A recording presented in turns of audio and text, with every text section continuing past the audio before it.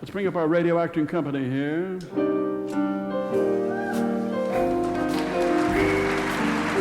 A dark night in a city that knows how to keep its secrets.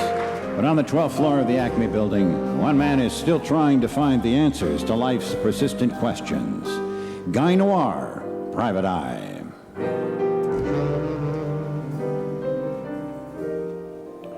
It was November. It had turned cold on the northern prairie. The geese were heading south.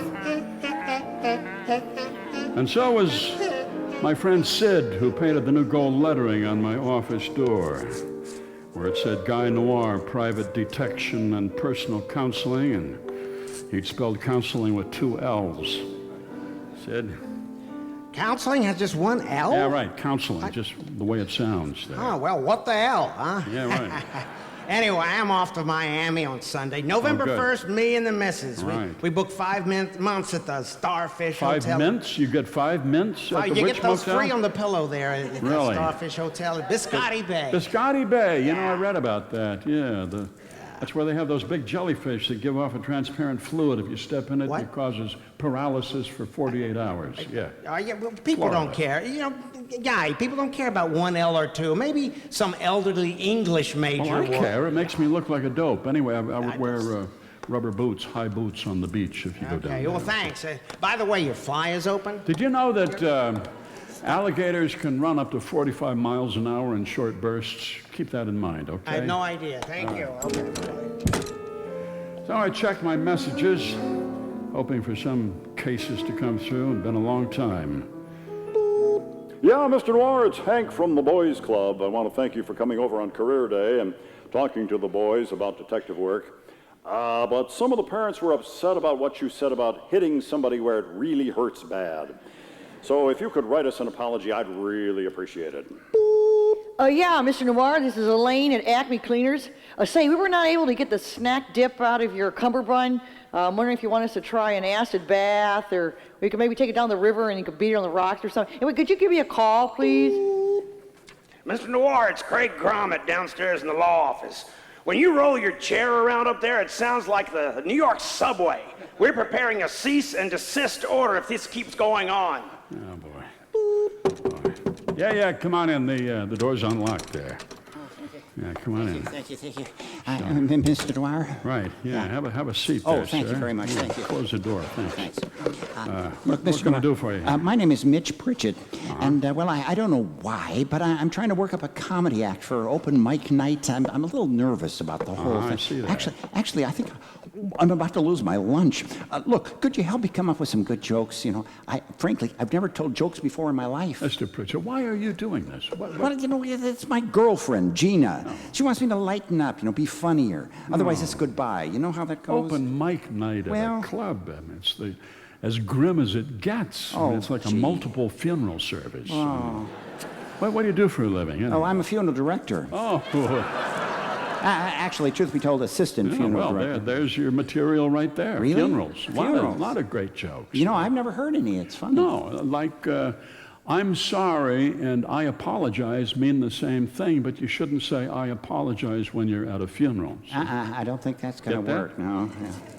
Yeah. Okay. How about the funeral director who had to deal with the widow who at the last minute changed her mind? She wanted her husband buried in a blue suit and not a brown suit. That day, a body was shipped in from Chicago, a guy in a blue suit.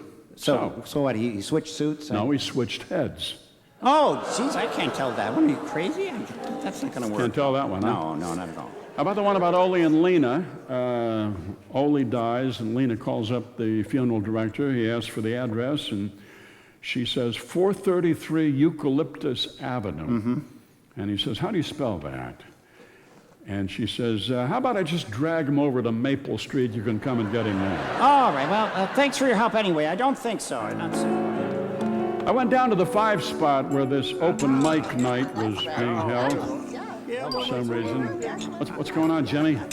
Oh, This used to be a nice bar. Well, when did you bring in the comedians here? Well, Guy, you know, Monday nights were kind of slow, so we're doing some special events. Yeah, you know, there's wet T-shirt night for men over 60. There's comedy night, and tomorrow night is vacation trip slides night. So if you have any. So I sat down, I had a ginger ale, and I watched a few comedians. Yeah, my wife says I drink too much. Or is it not enough? I forget. I keep a picture of her in my billfold, and I keep tossing back shots, until she starts to look beautiful, and I cry, and then I go home. Anyway, I got loaded last night, and I went down to the cemetery, and I found Aaron's gravestone, and I knelt there, and I cried my eyes out. Never met him. He was my wife's first husband. I cried, "Why did you have to die, Aaron? Why? Anyway, I suppose you're wondering why I'm wearing these pearl earrings. Well, I'm wearing them ever since my wife found them in the front seat of our car.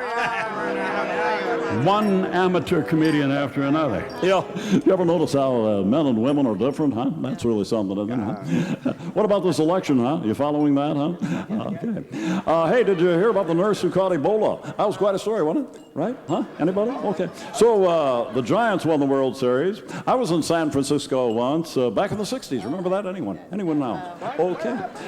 Hey, hear about this ISIS bunch running around in Iraq. Hey, you know what they say about Iraq? Am I right about that, huh? Okay. Well, I see that the economy has been in the news lately. You know the difference between an economist and a circus clown? Anybody? No? Anybody here? It was kind of a quiet crowd at amateur comedy night. Watching other people suffer, glad it wasn't you up there.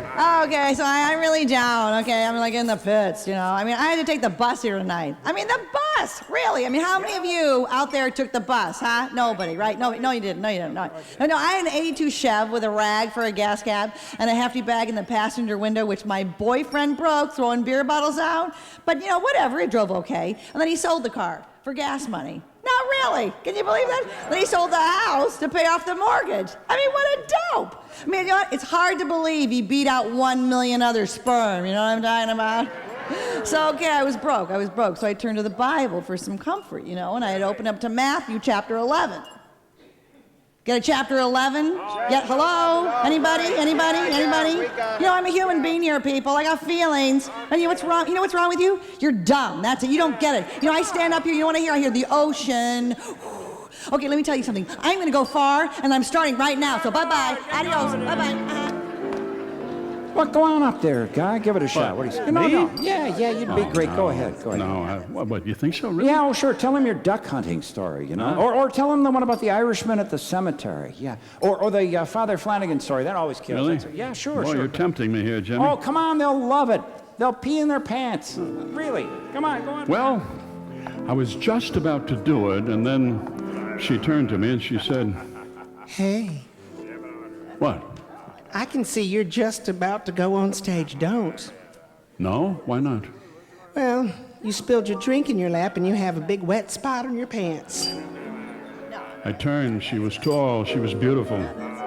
She was dressed in a silvery lame gown so tight you could follow the movement of red corpuscles in her bloodstream. You could see her ribs, all of them. She was a woman you wouldn't need to frisk her for weapons unless you really wanted to.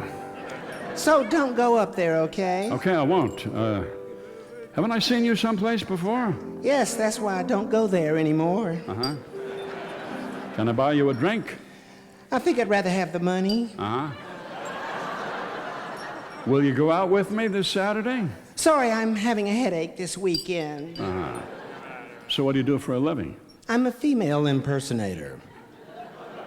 Oh, really? Really? So you're sure about that? Positive. Okay.